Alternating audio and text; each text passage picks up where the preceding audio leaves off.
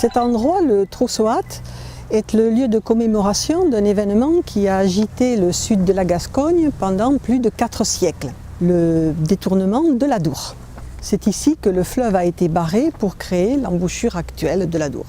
Le projet et sa réalisation ont duré 1 siècle et demi à peu près, ont fait intervenir 3 rois de France et pendant les 3 siècles qui ont suivi, les Landais en ont gardé le souvenir et l'espoir de rétablir l'ancien lit de l'Adour. Avant le premier millénaire de notre ère, la situation de l'embouchure de l'Adour est incertaine, mais probablement située au niveau de Cabreton où elle s'est maintenue jusqu'au XIVe siècle. Quelques centaines de mètres après Bayonne, le fleuve fait un coup d'angle droit en direction du nord et à cette époque il prolongeait son cours parallèlement à la côte derrière les dunes littorales.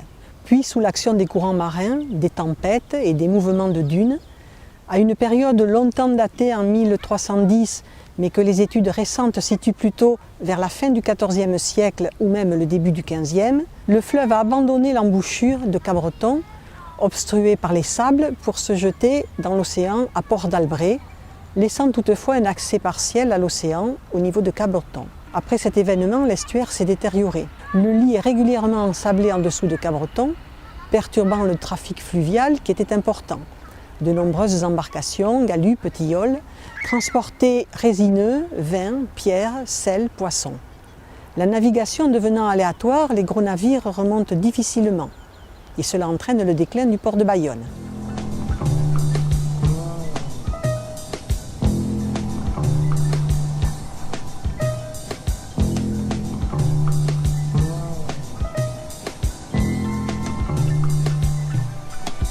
Depuis 4 siècles, Bayonne proclame sa maîtrise sur le Bas-Adour, depuis Ourgave, c'est-à-dire le confluent de l'Adour et des Gaves réunis, jusqu'à l'embouchure. La ville y fait valoir les privilèges de sa juridiction et revendique son emprise sur toutes les marchandises embarquées et débarquées au port de Cabreton.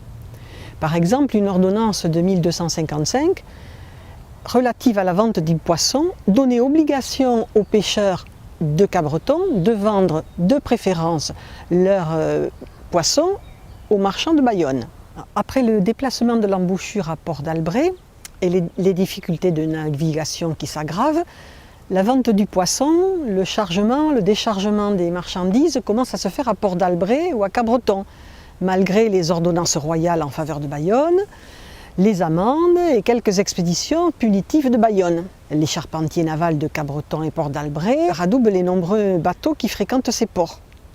Et pendant plus d'1 siècle, les Bayonnais vont se battre pour récupérer leur maîtrise du commerce sur l'Adour. À leur demande, le roi de France Charles VIII ordonne une enquête en 1491. La solution proposée est de rouvrir une embouchure au gouffre de Cabreton. Il fait lever des fonds en 1495, mais le projet ne se réalise pas, soit par manque d'argent, soit par mauvaise volonté des Bayonnais qui souhaitaient un débouché au droit de Bayonne. D'autres projets et tentatives seront envisagés. Et en particulier, en 1556, une nouvelle enquête propose de creuser un canal au Troussoat qui se trouve à moins de 2 km de la mer. En 1561, l'Assemblée des habitants décide de lever un impôt extraordinaire pour commencer les travaux. Bayonne exprime ses doléances à Catherine de Médicis et le roi Charles IX signe des lettres patentes le 7 août pour l'établissement d'un nouveau boucau au Troussoat.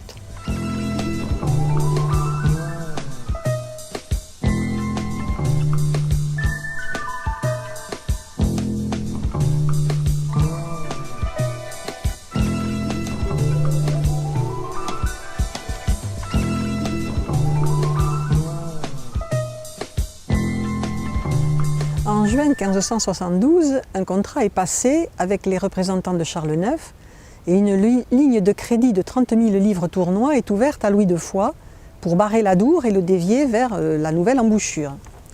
Le projet consiste à construire d'une part une digue de 150 toises, c'est-à-dire à peu près 300 mètres, ouvrage de charpente comportant 225 piliers de bois alignés sur 3 rangs, complétés par des entretoises à queue d'aronde, des planches, des contre-boutants et qui enfermeront une forte construction en maçonnerie. Et d'autre part, à assurer l'ouverture vers la mer d'un chenal de 900 toises, soit à peu près 1800 mètres, large de 6 toises à sa base, 12 mètres. Les travaux avancent avec difficulté, l'argent manque, des crues successives menacent l'ouvrage. En 1574, la ville de Bayonne procure à Louis de Foix près de 1000 journées d'ouvriers et peu à peu le chantier progresse. En mars, une inondation menace de tout emporter. Le 6 décembre, une crue ouvre une brèche dans le barrage et quelques jours plus tard, le fleuve est finalement déclaré fermé. Mais le canal n'est toujours pas ouvert et Bayonne est à nouveau inondée.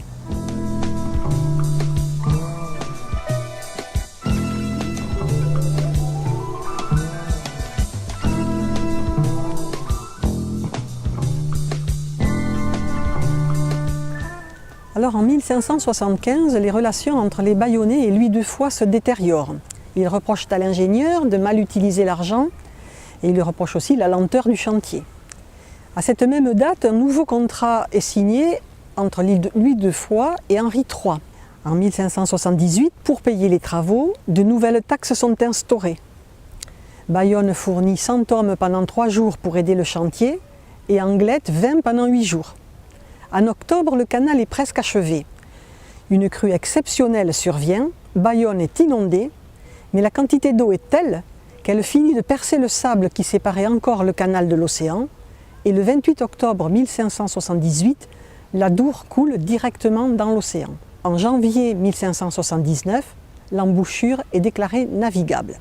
À plusieurs reprises, en 1580, 1584, et 1587, il faudra colmater des brèches et réparer la digue. À chaque fois, la ville rappelle Louis de Foix et lève de nouvelles taxes. À la fin du XVIIe siècle, sous l'action des courants marins, l'embouchure s'est déplacée de 600 mètres vers le sud.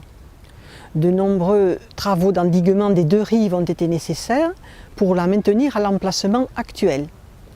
La digue en bois de Ferry, en 1694, puis des digues en maçonnerie pour remplacer les digues de Foix et de Ferry. En 1814, l'embouchure se situe à la Chambre d'Amour.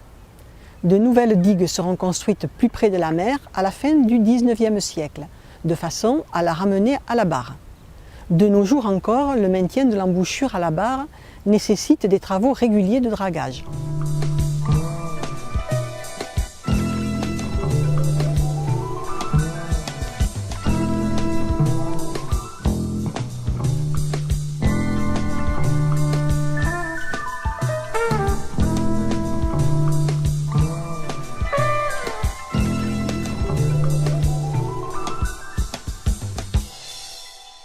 Les traces de l'ancien cours de l'Adour sont restées bien présentes sur le terrain et dans les esprits pendant près de 3 siècles après le détournement. Plusieurs lacs ou étangs landais sont des vestiges toujours visibles du cours ancien de l'Adour. Les étangs de Garros et du Turc à Tarnos et Ondres, le lac d'Ossegor, l'étang de Moisan à Messanges. C'est seulement en 1681 qu'une ordonnance a autorisé les pêcheurs de Cabreton à vendre leurs poissons à quai directement aux consommateurs. De plus, lorsqu'en 1727, François Lemasson du Parc, inspecteur général des pêches, est chargé d'inspecter pour le service du roi les ports de pêche depuis Hendaye jusqu'à Bordeaux, il constate que les pêcheurs de Tarnos et Ondres pratiquent leur activité sur l'ancien lit de l'Adour, avec de petits bateaux, dit-il, semblables aux chalands de l'Adour et de la Nive. Enfin, la carte de Cassini, sur la zone sud-landaise, levée entre 1768 et 1771, par des données recueillies sur le terrain, indique l'ancien cours de l'Adour qui restait donc bien présent dans la mémoire collective.